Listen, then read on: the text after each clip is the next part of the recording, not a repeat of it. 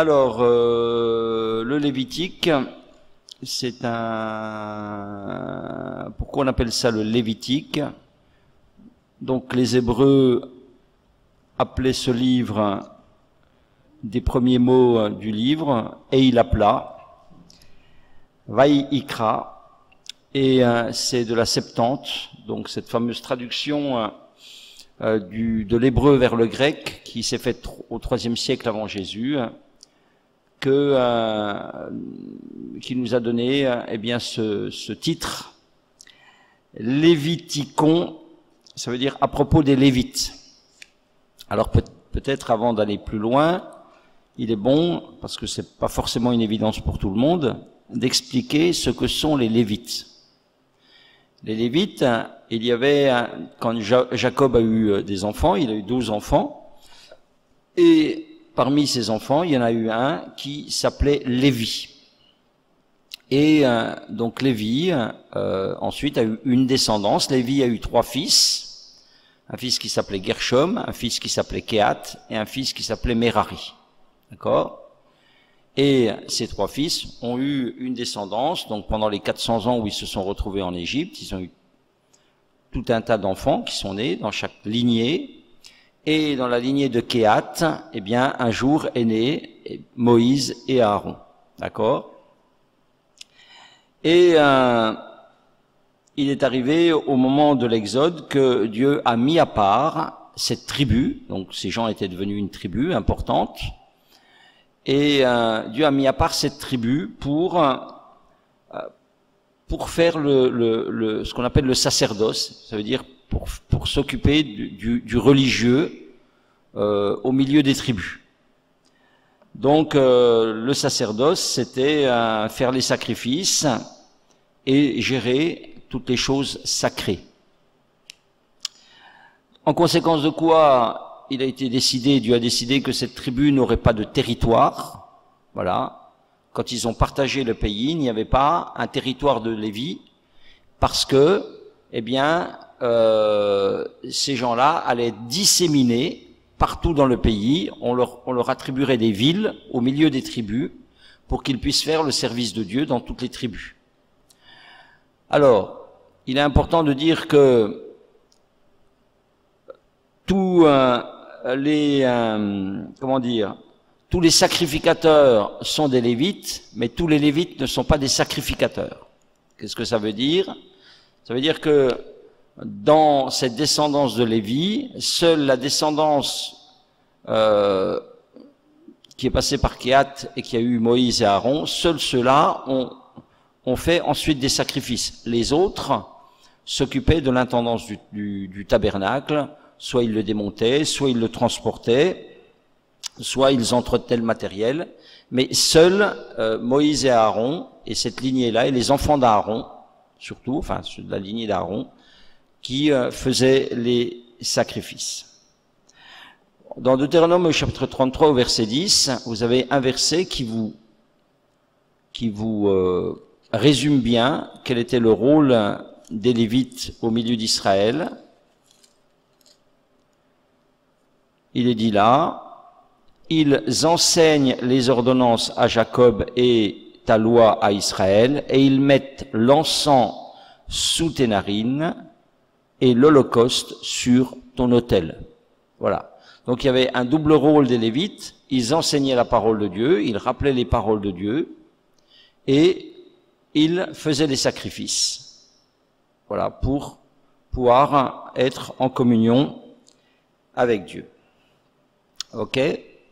Voilà. Donc, voilà qui étaient les Lévites, c'est important. Donc, un livre entier leur est consacré pour que on puisse vraiment connaître leur fonction, leur rôle, leur fonctionnement.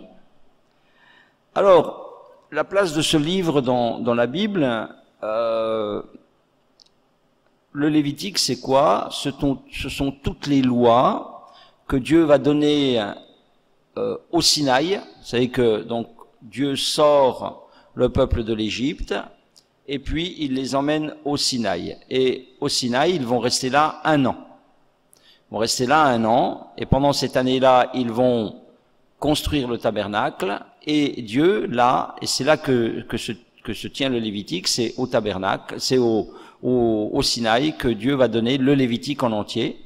Tout particulièrement au début de la 2e année, vous savez, juste avant qu'ils partent, il y a 50 jours, là, ils ont fait la Pâque, puis après ils ont attendu quasiment 50 jours avant de partir. Eh bien, c'est dans cette période-là que Dieu donne toutes ces lois.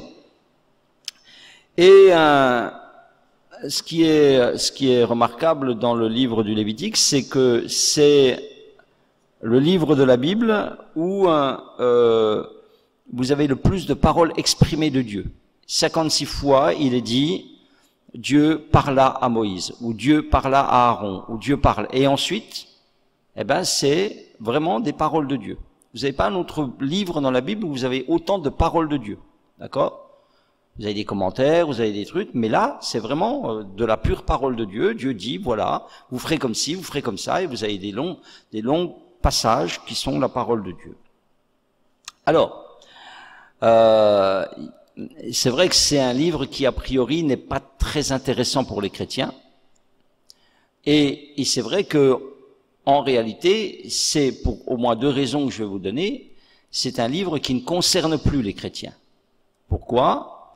Ben, premièrement, parce que, vous voyez que c'est un livre où il est fait mention des sacrifices. Or, la Bible nous dit que le sacrifice de Jésus, c'est le sacrifice parfait qui va venir remplacer tous les sacrifices. Quand Jésus meurt sur la croix, il dit tout est accompli. C'est le sacrifice qui vraiment ôte les péchés du monde. Donc, il n'y a plus besoin de faire tous ces sacrifices. Ça, c'est la première raison. Et puis, la deuxième raison qui fait que, les lois du Lévitique ne concernent plus les chrétiens, c'est que, ça c'est quelque chose de très important à comprendre, c'est que les lois, elles étaient données à Israël dans un cadre d'État-nation. D'accord? C'est-à-dire, donc le Lévitique, c'était, si vous voulez, un peu le code civil de l'État d'Israël. C'est pour ça que vous trouvez dedans, eh bien, des sanctions de mise à mort, etc. Parce que c'était vraiment comme le code civil qu'on a nous, ou code civil, code pénal, qu'on a nous et qui nous dit, ben voilà, c'est comme ça que doit fonctionner l'État français. Et puis dedans, ben, si vous ne faites pas, voilà, bien les punitions que vous aurez, voici les amendes que vous aurez, voici les peines de prison que vous aurez. Voilà, c'est le code civil, le code pénal. Eh bien, le Lévitique, et puis les livres comme le Deutéronome qui viendront après, etc., c'est vraiment des livres qui donnaient le code de fonctionnement à la nation d'Israël. Or, quand Jésus est venu, Dieu ne se manifeste plus au travers d'une nation, il se manifeste au travers d'un peuple qui est disséminé. L'Église n'est pas un gouvernement, vous voyez ? L'Église n'est pas un gouvernement. C'est pour ça que toutes les lois, avec ces sanctions, elles ne s'appliquent pas comme elles s'appliquaient pour Israël. Prends comme exemple le péché. Le péché, par exemple, dans Lévitique, il dit, le péché, voilà, il devait être puni. Et il y avait des mises à mort. L'homosexualité, que sais-je encore, voilà, l'occultisme, tout ça, toc, il y avait des mises à mort. L'Église, qu'est-ce qu'elle a fait de ça? L'Église, elle n'a plus une autorité parce que l'Église, elle s'inscrit dans des pays qui ont des gouvernements. Elle n'a pas autorité à dire la loi. Donc, qu'est-ce qu'elle fait avec le péché? Eh bien, au mieux, elle exhorte les gens à ne plus pécher, et au pire et au plus, elle va exclure des gens de l'Église. Mais elle ne va pas aller plus loin. D'accord? Donc, c'est important de comprendre ça parce que souvent, on va nous dire « Oh, mais le Dieu de l'Ancien Testament, c'est pas le même Dieu que le Nouveau Testament. » Si, c'est le même Dieu, sauf que il n'agit pas dans le même cadre.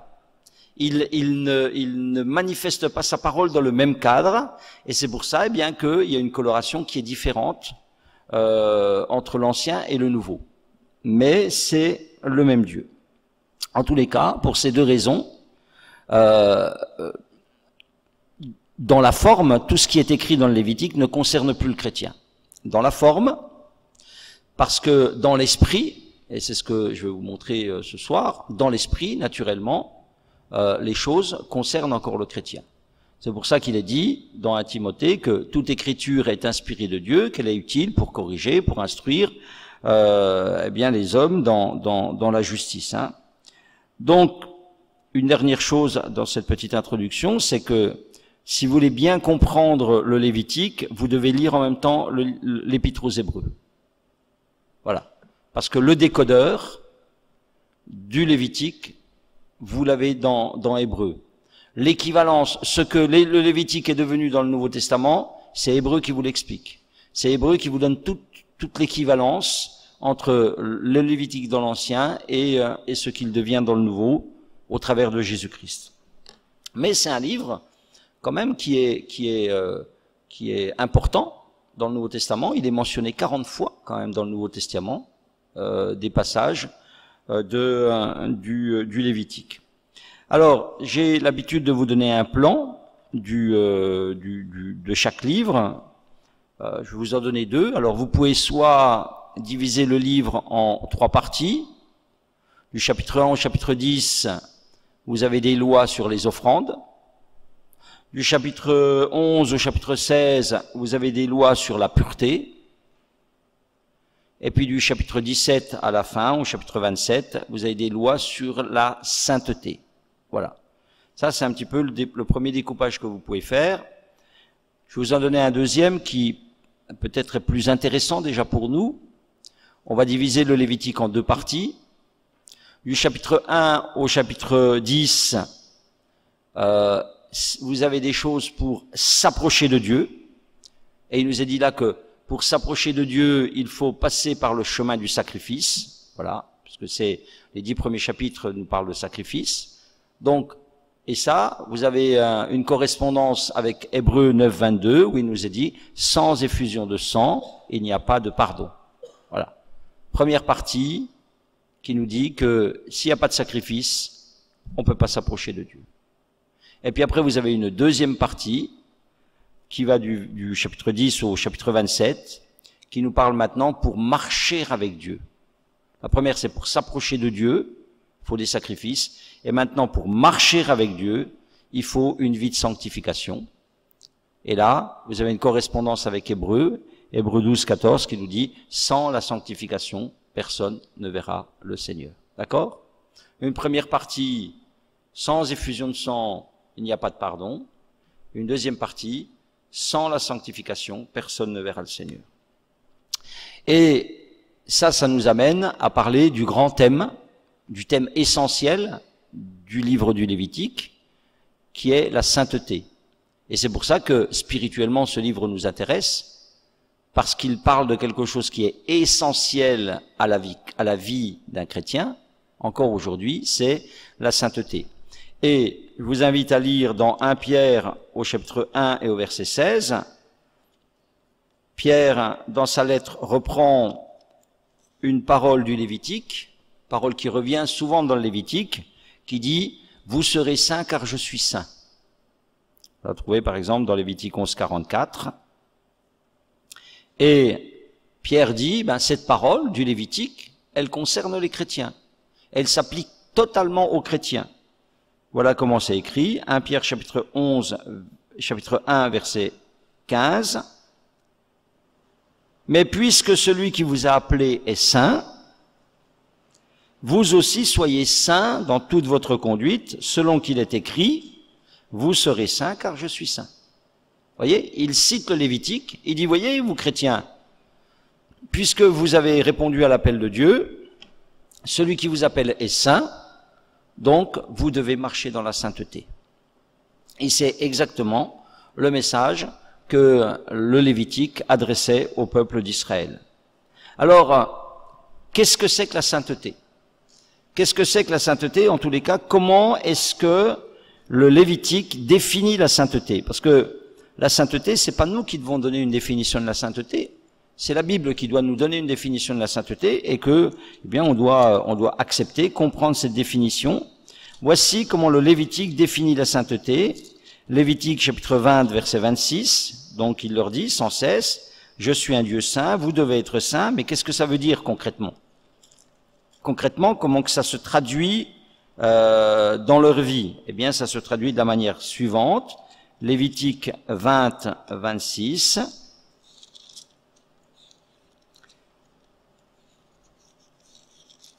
Il est dit, vous serez saints pour moi car je suis saint, voyez, hein, moi l'Éternel, je vous ai séparés des peuples afin que vous soyez à moi. La sainteté se définit par une séparation. Par une séparation. Par le fait d'être différent des peuples qui les entouraient, des pratiques des peuples qui les entouraient. C'est pour ça qu'il leur dit, pas d'occultisme, pas d'idolâtrie, pas de représentation, pas de culte à des objets, etc. Pas de sacrifice d'enfants comme le faisaient les autres nations, etc. Vous serez saints, vous allez être séparés, vous n'allez pas avoir le même fonctionnement que ces gens-là. Regardez un verset qui résume parfaitement ça, Lévitique 18, verset 3. Il leur dit, vous ne ferez point ce qui se fait dans le pays d'Égypte, où vous avez habité, et vous ne ferez point ce qui se fait dans le pays de Canaan, où je vous mène. Vous ne suivrez point leur usage, vous pratiquerez mes ordonnances, vous observerez mes lois. D'accord? Vous ne ferez pas ce qui se faisait en Égypte, et vous ne ferez pas ce qui se fait en Canaan. Vous allez vivre différemment.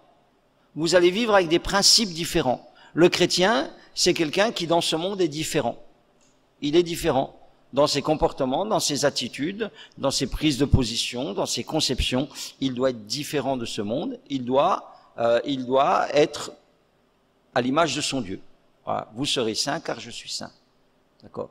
C'est ça la sanctification, la sainteté. Alors deux mots, sainteté et sanctification, c'est quoi la différence? La sainteté, c'est un état, la sanctification, c'est le processus qui nous mène à la sainteté. Hein. Donc c'est la même chose si vous voulez. Hein.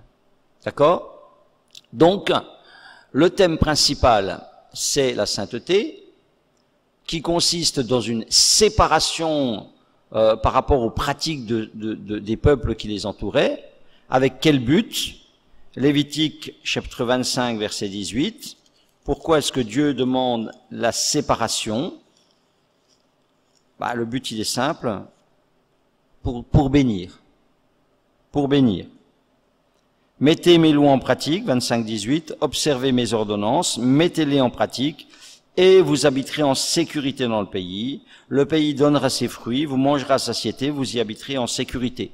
Ça résume le résultat de la sainteté, et si vous lisez le chapitre 26, vous en avez tous les détails. Hein. Chapitre 26, c'est tout un chapitre qui concerne la bénédiction, et nous dit que cette bénédiction, elle découle directement de la séparation, et qu'on le comprenne, ça c'est très important. Vous l'expliquez dans les lois qui vont suivre. Donc, en conséquence, Dieu dit, puisque vous ne devez pas suivre les usages de ces nations-là, moi je vais vous dire ce que vous devez suivre. Je vais vous donner des règles. Et donc dans le Lévitique, vous avez plusieurs types de règles. Vous avez des règles qui concernent le culte, que je vais vous énumérer dans quelques instants. Vous avez des règles qui concernent l'hygiène, avec une visée de conservation de santé dans le peuple. Et puis vous avez des règles sociales de partage, etc. Alors, et toutes ces règles, elles sont faites pour quoi? Elles sont faites pas pour enquiquiner le peuple, mais parce qu'elles sont un moyen de bénédiction. Parce que en faisant différent, il va leur dire, mais ces tribus-là, ces peuples-là, bien sûr ils vivent différemment, bien sûr ils ont des pratiques différentes, mais ils ont aussi des tas de problèmes. Et les règles que je vais vous donner, je vais vous les donner, si vous les mettez en pratique, d'elles-mêmes, ça vous amène à vivre une situation qui bénit vos vies. D'accord? Donc, premier type de règles, c'est les règles pour le culte. Alors, c'est tout ce qu'on trouve dans les 10 premiers chapitres, ces fameux sacrifices sanglants. Pourquoi des règles pour le culte? Parce que l'homme est un pécheur et il doit rentrer en communion avec un Dieu saint. Or, on rentre pas en communion avec un Dieu saint comme on veut, mais comme Dieu nous dit qu'on doit le faire. Et Dieu dit, ben voilà, vous ferez des sacrifices. Alors, il y a 4 types de sacrifices sanglants, c'est des sacrifices sanglants. Sacrifices sanglants dont le principe finalement général, c'est de nous dire quoi? C'est de nous dire, un innocent meurt pour le coupable. Voilà. Pourquoi? Parce que quand on a fait l'étude sur le salut, je vous ai expliqué, hein, Dieu avait dit, le jour où vous en mangerez, vous mourrez. Le péché entraîne la mort. Et pour que son peuple soit conscient de la gravité du péché, des conséquences du péché, il fallait qu'il le mette constamment en face de cette situation où le péché causait la mort. Causait la mort de bêtes, c'est sûr, mais ils étaient entourés sans cesse de sacrifices, de bêtes qui mouraient, et sans cesse le peuple était mis dans cette conscience que, eh bien, le péché, le salaire du péché, c'est la mort. Le péché entraîne la mort. Le péché, c'est quelque chose de grave. Voyez? Alors, 4 types de sacrifices sanglants. Quand on lit ça un petit peu, on a l'impression que c'est un peu la même chose. Là, le sang sur le lobe, et des chevreaux, et des béliers, et 1, et 2, et 3, et des tourterelles. Bon, c'est un peu le bazar, hein. On se dit, ouais, c'est à quoi ça sert tout ça? Enfin bon. Alors, quand même, quand on regarde attentivement, on voit des grandes différences entre tous ces sacrifices, même si en lisant comme ça, on a l'impression que c'est tout la même chose. Non. Le premier sacrifice, c'était ce qu'on appelait l'Holocauste. L'Holocauste, c'est littéralement, en hébreu, ça veut dire c'est ce qui monte. Pourquoi? Parce que dans l'Holocauste, tout était brûlé. La bête entière, elle était brûlée, hein, donc cette odeur, hein, qui montait, la Bible dit que c'était une odeur qui était agréable à Dieu. Pourquoi ce sacrifice? Eh bien, ce sacrifice, il est fait pour expier le péché en général. L'Holocauste, c'est vraiment le type même du sacrifice qui rappelle que le péché produit la mort. D'accord? Donc, là, la bête entière, elle est brûlée. Après, vous aviez un sacrifice qu'on appelait d'expiation. Alors, le sacrifice d'expiation, il était différent. Là, c'était un sacrifice qui était fait pour des transgressions précises. Quand quelqu'un avait commis un péché, et c'était des transgressions pour lesquelles il n'y avait pas de restitution possible. D'accord? Voilà. Donc, quand quelqu'un avait commis un péché et que c'était pas réparable, là, il y avait un sacrifice d'expiation.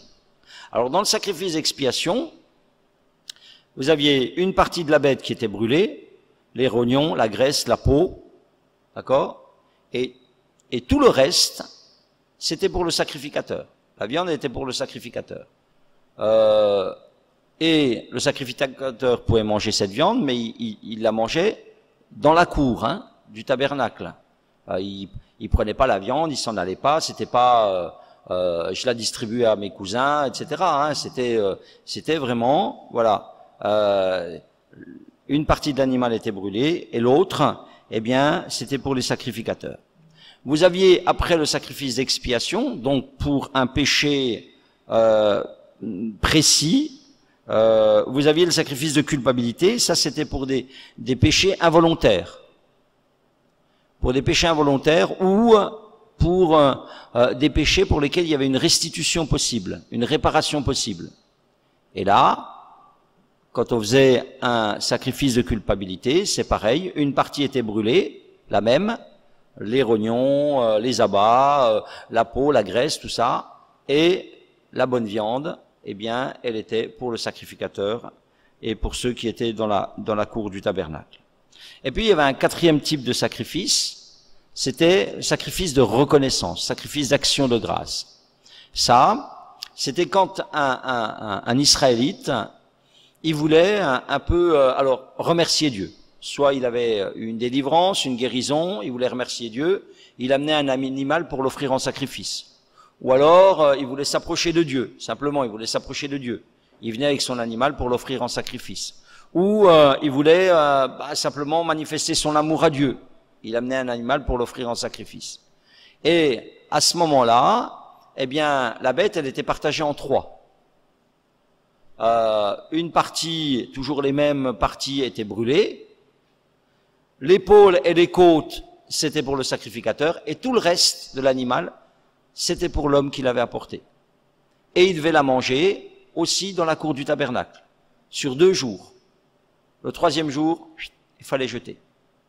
D'accord?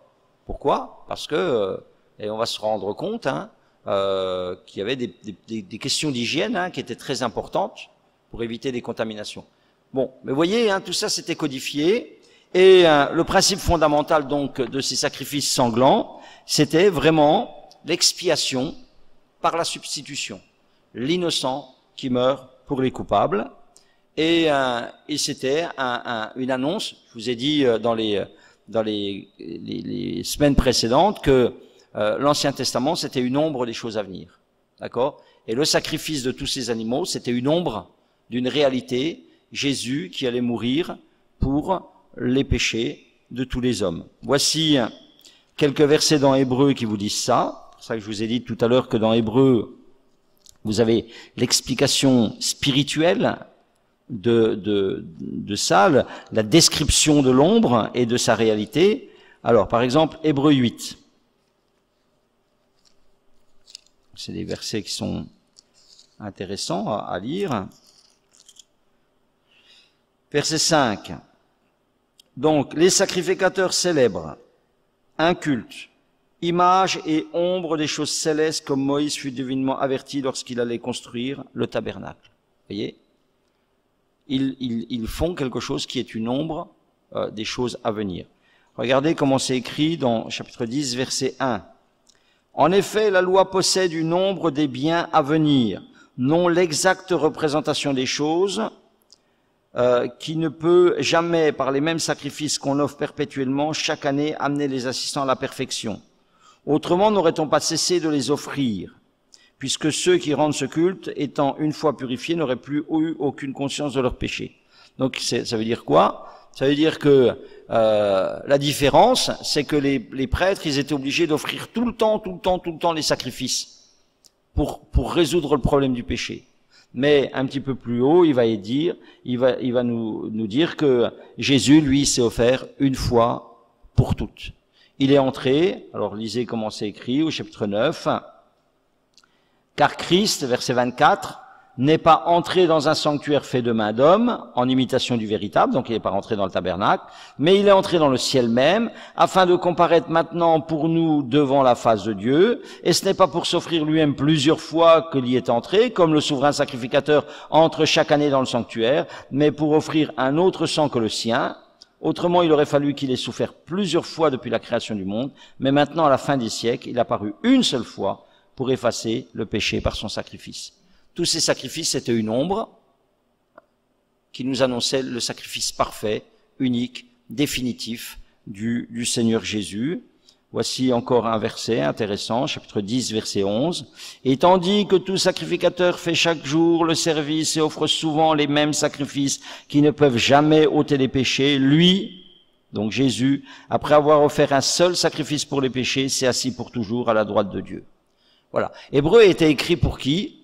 Hébreu était écrit pour des gens qui s'étaient un jour convertis au Seigneur, qui étaient sortis de l'Égypte en quelque sorte, et puis qui au bout de quelques années, eh bien, des Juifs voulaient retourner à la loi de Moïse. Et il leur explique, c'est pour ça qu'il leur explique dans Hébreu, il dit, mais vous n'avez rien compris. Vous vous rendez compte que vous retournez à un système de sacrifice qui ne vous donnera pas la paix, alors que le sacrifice de Jésus, lui, peut vous donner une paix définitive et parfaite. Voilà. Donc, ça, c'était les sacrifices, règles pour le culte. Il y avait aussi un sacrifice non sanglant, partie de la récolte. Alors, elle était amenée et on pouvait faire un sacrifice de blé, de farine, de fruits de la terre. Une petite partie était brûlée et tout le reste, c'était pour le sacrificateur. Donc, c'était vraiment une offrande de générosité de la part de l'Israélite, de dire, bah voilà, je viens donner une part de ce que je possède, voilà, pour le service de Dieu. D'accord? Donc, ça, eh bien, c'était les règles pour le culte. Pourquoi? Donc, pour pouvoir s'approcher du Dieu saint. Après, dans le Lévitique, vous avez tout un tas de règles pour d'hygiène. Vous avez tout un tas de règles d'hygiène, et ça nous montre combien ils étaient en avance, et combien ça ne pouvait être qu'une révélation de Dieu.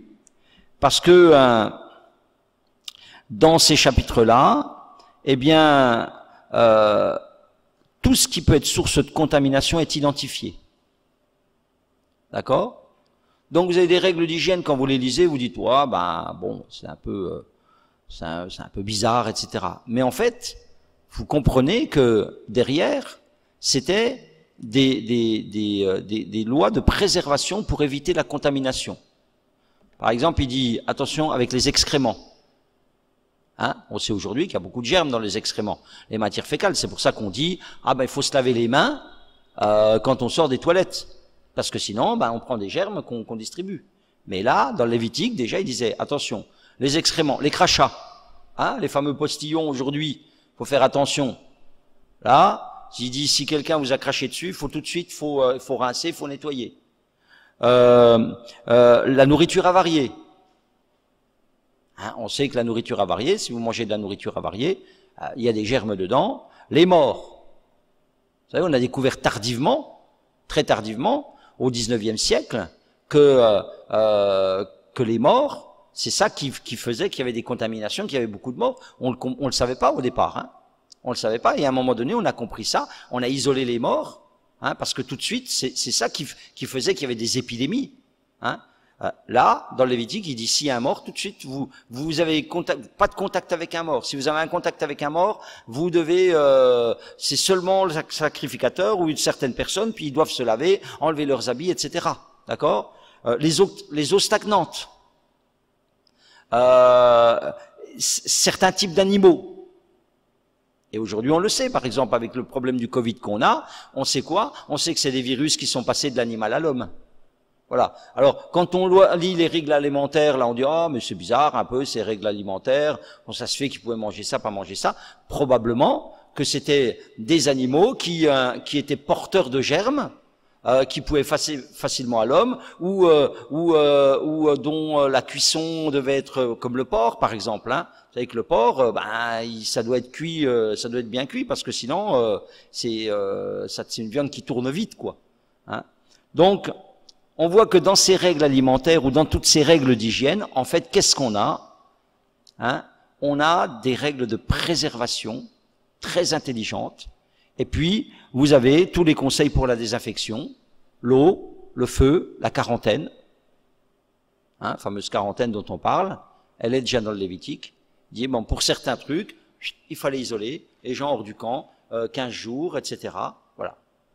Donc, c'est révolutionnaire, quoi. Hein. Donc, quand Dieu leur dit, vous ferez pas comme les autres nations, alors peut-être les autres nations ne le faisaient pas comme ça, mais vous allez faire comme ça. Et si vous faites comme ça, vous allez être bénis, vous allez être sans sécurité, ça va fonctionner bien, parce que vous allez vous éviter des problèmes. Voyez? Donc, même s'ils ne comprenaient pas toute la nature de ces lois, ils devaient faire confiance qu'elles étaient porteuses de vie. Et c'est ce qu'elles étaient en réalité. Et puis, vous aviez aussi des règles sociales, alors des règles sociales extraordinaires. Par exemple, vous n'aviez pas d'esclaves juifs, c'était interdit. Il n'y avait pas de prostituées dans le pays d'Israël. Les propriétés, elles étaient inaliénables. C'est-à-dire que quand ils sont rentrés dans le pays promis, ils ont distribué toutes les terres entre tribus. Bon, s'il arrivait que à un moment donné, quelqu'un, il avait besoin de vendre sa terre. D'abord, il pouvait la vendre qu'à l'intérieur de sa tribu. Il vendait sa terre parce qu'il avait besoin d'argent, il avait besoin pour X raisons, il vendait sa terre. Mais au bout de 50 ans, la terre revenait à la famille. La famille ne perdait jamais la terre. D'accord? Donc ça, c'était, il y avait pas, c'était une protection. C'est une protection pour que, le pauvre ne devienne pas privé de tout en Israël. Et toutes ces lois-là, toutes ces lois sociales, elles étaient pour protéger le pauvre, la veuve, l'orphelin, etc. C'était des lois d'amour. Hein. Et puis vous aviez aussi des règles sur l'occultisme, des règles sur les mœurs sexuelles, pas d'inceste, pas d'homosexualité, pas de zoophilie, c'est-à-dire des gens qui couchent avec des animaux. Hein. Alors, et la sanction pour toutes ces choses-là, c'était la peine de mort. Alors nous, aujourd'hui, ces choses-là, elles nous concernent, bien sûr. L'Église aussi, elle doit pas faire d'occultisme. Le chrétien, doit pas vivre dans l'homosexualité, il doit pas vivre dans la débauche. Sauf qu'aujourd'hui, il n'y a pas de sanction. Aujourd'hui, si quelqu'un vit comme ça, on va lui dire, il faut que tu changes. Ou si tu ne changes pas, tu peux pas être chrétien. Voilà. Mais là, parce que c'était un État-nation, c'était la peine de mort. Parce que là aussi, il y avait de la contamination qui allait venir. Et parce que là derrière, il y avait des démons. Hein. Là derrière, il y avait des démons. Quoi. Ok. Voilà pour ce qui concerne donc la sainteté, avec toute cette déclinaison de sainteté au travers de règles, d'une vie différente, d'usages différents. Et on comprend que, toutes ces règles, qui dans la forme, elles peuvent être parfois, contraignantes ou un petit peu bizarres. En fait, elles sont faites pour quoi? Elles sont faites pour la bénédiction. Ensuite, on a dit dans tous les livres de la Torah, ce qu'on a vu, Exode, Nombre, on y voyait Jésus. Jésus lui-même a dit à ses disciples que dans toutes les Écritures, il leur a montré dans toutes les Écritures ce qui le concernait. Je voudrais vous parler de deux choses dans lesquelles on voit Jésus dans le Lévitique. Premièrement, dans le sang. Vous connaissez tous ces versets, souvent on le dit, on le chante. Son sang efface. Voilà. On a des tas de chants qu'on chante du sang de Jésus.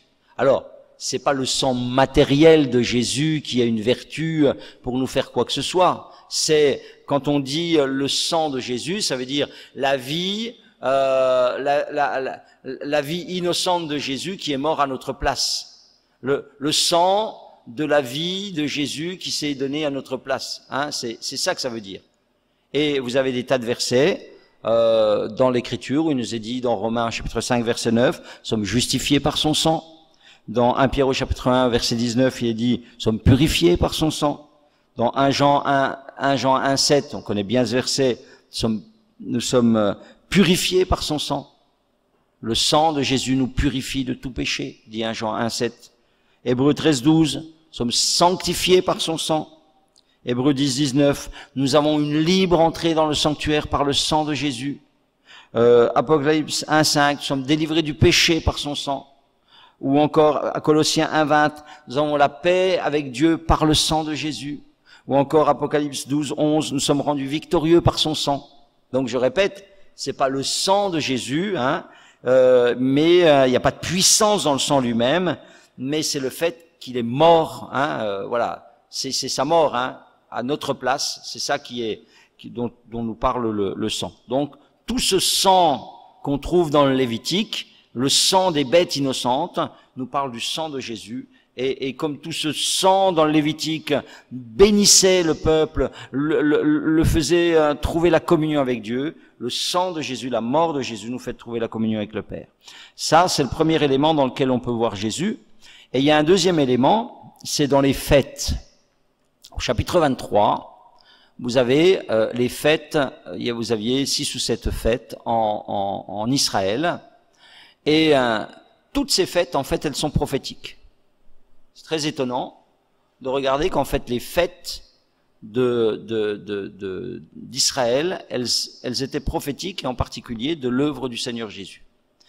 Par exemple, la première fête qu'il devait faire le premier mois, le 14e jour, c'était la Pâque. Première fête prophétique de Jésus. Elle annonçait à l'avance Christ, notre Pâque. Voilà. D'ailleurs, 1 Corinthiens chapitre 5 verset 7 dit Christ est notre Pâque. Tout de suite après la Pâque, dans la semaine qui suivait, il y avait une deuxième fête qui s'appelait la fête des prémices. Dans 1 Corinthiens chapitre 15 au verset 23, dans un passage où il est question de résurrection, il est dit Christ est notre prémisse. D'accord? Et 50 jours après cette fête, comme 50 jours après la résurrection, nous avons la Pentecôte, eux, 50 jours après la fête des prémices, ils fêtaient la Pentecôte, qui était la troisième prophétie, la venue du Saint-Esprit, qui allait prendre la place de Jésus. Donc, ça, là, vous avez trois fêtes accomplies. Pâques, résurrection, dans les prémices, et la Pentecôte 50 jours après. Et c'est écrit, dans Lévitique, le 50e jour après la fête des prémices, voilà, vous ferez une fête, etc. C'était annonciateur, voilà. Et Christ, et l'œuvre de Christ, il s'est calqué sur ces fêtes-là. Voilà. Et il a paru aux disciples pendant 40 jours, il leur a dit d'attendre encore 10 jours, et 10 jours après, la Pentecôte est venue. Il a collé, le calendrier a collé parfaitement sur les fêtes juives. Mais c'est pas fini. Au 7e mois, vous aviez une 4e fête qui venait, qu'on appelait la fête des trompettes, qui est encore une fête très répandue, enfin très importante en Israël, qu'on appelle le Yom Kippour. Le Yom Kippour, Kippour, en hébreu, ça veut dire couvrir, parce que c'est un jour pour couvrir les péchés. La fête des trompettes, c'est une prophétie, au son de la trompette, un jour, Christ va revenir. 1 Thessaloniciens, chapitre 4, verset 16. Et tout de suite, après la fête des trompettes, il y a une semaine qui s'appelle la semaine d'expiation. Voilà. Et ça correspond donc, dans cette fête-là, fête des expiations, c'était une semaine de repentance. D'accord?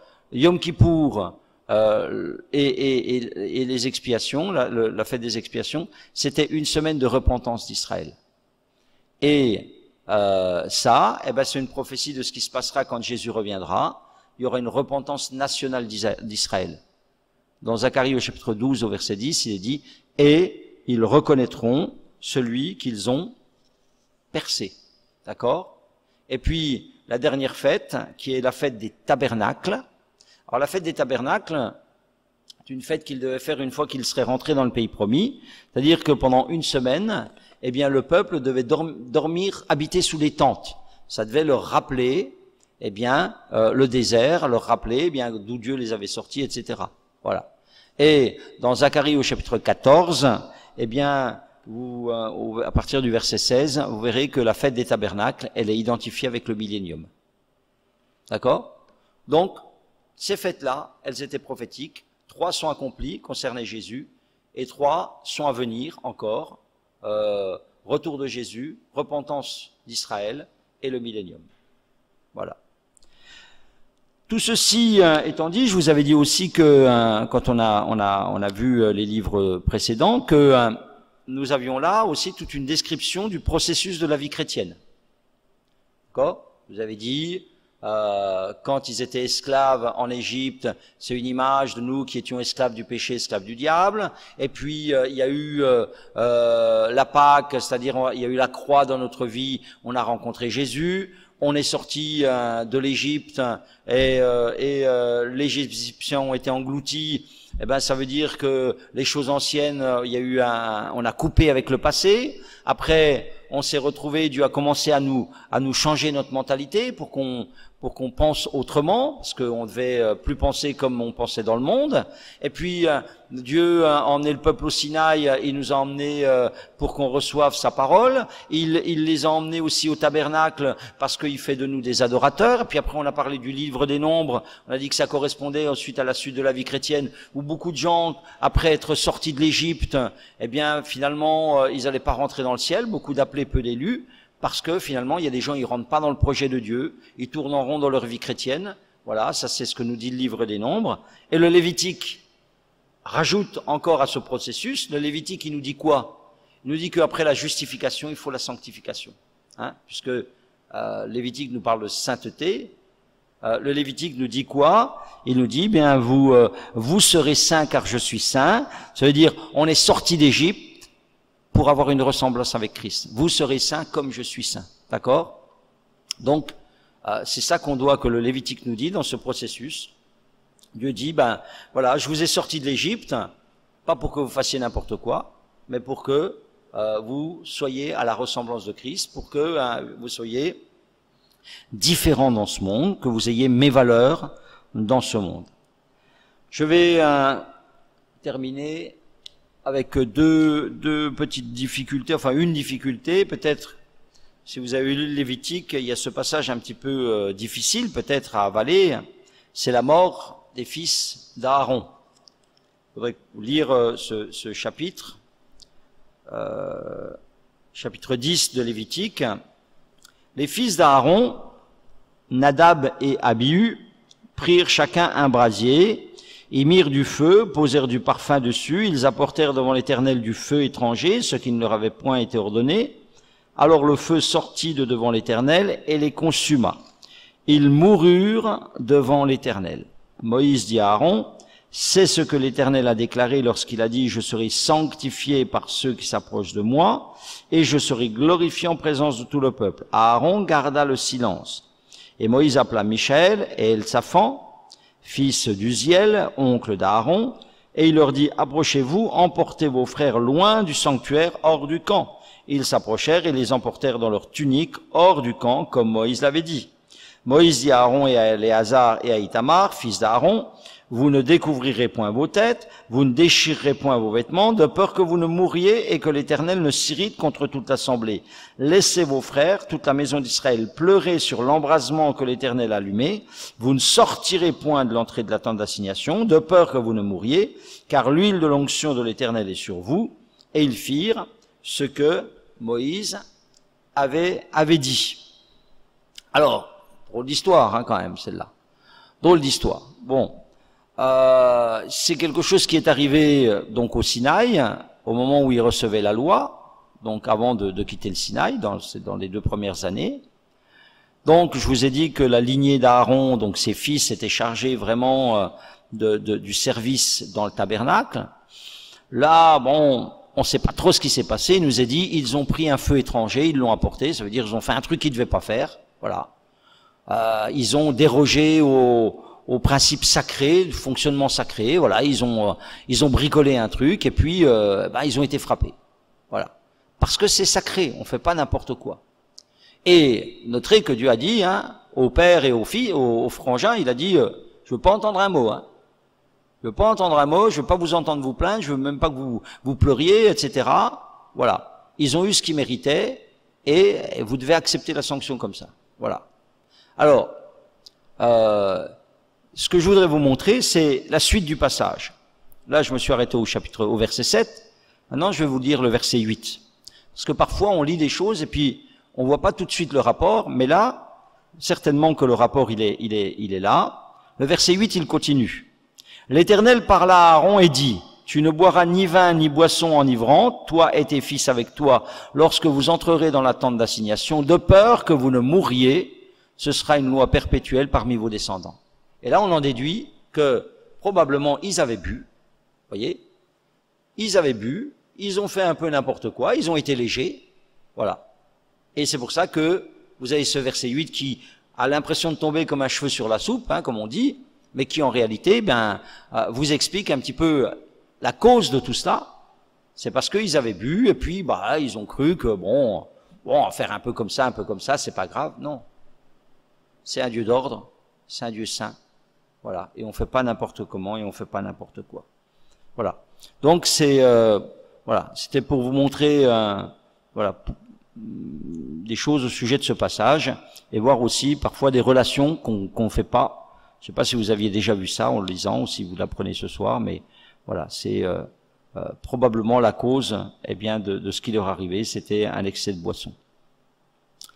Vous trouverez aussi, quand vous lisez le Lévitique, quelque chose qui apparaît là, les Urim et les Tumim.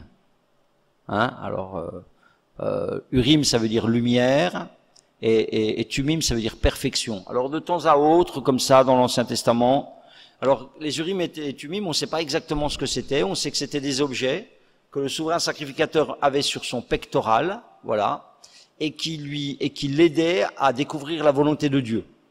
Mais c'est tout ce qu'on sait.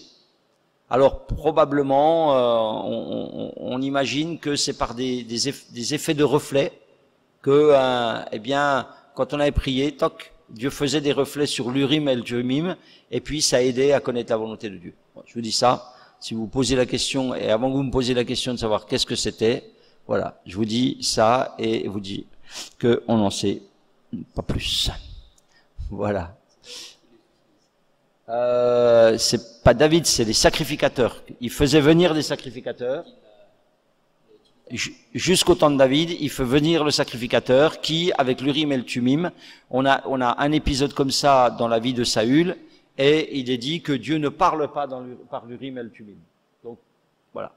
Effectivement, mais on a quelques passages entre là et David où c'est utilisé, mais jamais d'une façon suffisante pour qu'on sache comment ça fonctionnait, ou voilà, ça reste assez mystérieux, quoi. Voilà. Est-ce que vous avez des questions, des choses que vous n'avez pas bien comprises, assimilées? Est-ce que ça vous a éclairé? Voilà.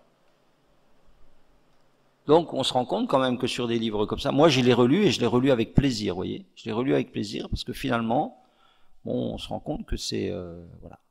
Et on se rend compte que tout ça, eh bien, c'est une histoire bien structurée et que Dieu a vraiment une pensée très structurée, voilà. Et c'est vrai que quand on lit ça un peu, c'est un peu bizarre, hein, voilà. Mais quand on le remet tout dans son contexte, hein, contexte du peuple qui a des lois, des règles pour le culte, etc. Parce que voilà, c'est ça, c'est au travers de cela qu'il peut vivre la sainteté, quoi. C'est en vivant ces règles qu'il manifeste. Pour ça qu'il leur dit, si vous obéissez, si vous obéissez à ces règles, ça veut dire que vous acceptez la séparation. Voilà. Et si vous acceptez la séparation, automatiquement, ça amène la bénédiction. Automatiquement, ça amène la bénédiction. Voilà. J'ai trouvé deux beaux versets, ou en tous les cas, un verset qui m'a impressionné. J'ai trouvé un verset qui m'a impressionné. Le chapitre 25, le verset 23. Dieu dit, « Les terres ne se vendront point à perpétuité, car le pays est à moi, vous êtes chez moi, comme étrangers, comme habitants. » Voilà. Dieu dit à son peuple, vous êtes chez moi. La terre entière m'appartient, déjà, et ce bout de pays-là, gros comme l'Alsace, c'est chez moi. Et vous êtes un peuple que j'ai choisi, et vous allez habiter chez moi. Hein? Ça c'est... Et puis j'ai trouvé aussi 26, 12. Il est dit, je marcherai au milieu de vous. Voilà. C'est pour ça qu'il devait être saint, parce que Dieu ne pouvait pas marcher au milieu d'un peuple qui n'était pas saint. Hein. Je marcherai au milieu de vous, je serai votre Dieu et vous serez mon peuple. Je suis l'Éternel, votre Dieu, qui vous ai fait sortir du pays d'Égypte, qui vous ai tiré de la servitude. J'ai brisé les liens de votre joug. Je vous ai fait marcher la tête levée. Je vous ai fait marcher la tête levée. Amen. Voilà. Se courbe plus sous le poids de l'esclavage, de toutes sortes de choses. Je vous fais marcher la tête levée. Je relève votre tête. J'ai relevé votre tête. Amen.